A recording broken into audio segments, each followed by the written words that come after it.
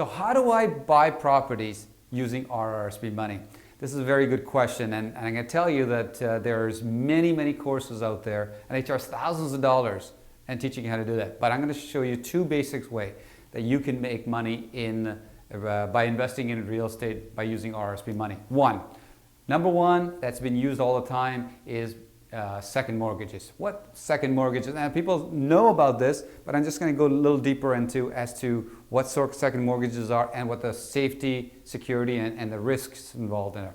Second mortgages are where a person is, let's say, buying a property for $100,000 in this case. Okay, they're buying $100,000, but the bank wants $20,000 down, and the person who's buying the property only has $10,000. So what they want is another $10,000. So you, as a second mortgagee, a person who can lend the $10,000, you can actually set up a self-directed RRSP where your money stays there, and you take the money from your self-directed RRSP, and through lawyers, you lend the $10,000 to the person who's buying that property. Now, that person is going to then allow you, or you're going to make sure your lawyer does this, that you're going to put a second lien on the property.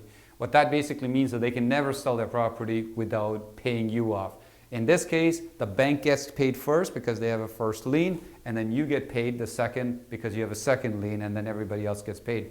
So you're going to make sure that there's a second lien. Now that's one. The second thing, you can actually invest in real estate projects where you'll have a first lien if that's what you want. As an example, let's say there's a apartment building that's $1 million, let's say, and let's say you do have $1 million. The amount does not matter. Let's say you have $1 million. So what happens is that in this case, your safety is actually even better. Why? Because you become like the bank, because you're going to have a first lien on the property. So what you're going to do is you're going to make sure the LTV is good. Now what LTV stands for is the value we're talking about. The value of the property, loan to value, LTV. What does that mean? So let's say your property is worth $1 million and they bought it at $700,000. Okay? So that means it's a 70% LTV. So if the person is looking for money and they don't want to go through a bank, you become their bank. So from your RRSP money, you write a check to your lawyer who's going to then let them buy that property at $700,000. Now, your safety is this. You buy $1 million property for $700,000 and you let the other person do all the work. Okay? So they're going to buy $1 million property for $700,000 and it's going to be funded from your RRSPs. Now, the money is going to go to a lawyer, and then the lawyer is going to let them buy the property, and at the same time, the lawyer is going to put a first lien on it. So you do not lose the money. You're going to get the first lien and the safety at this point.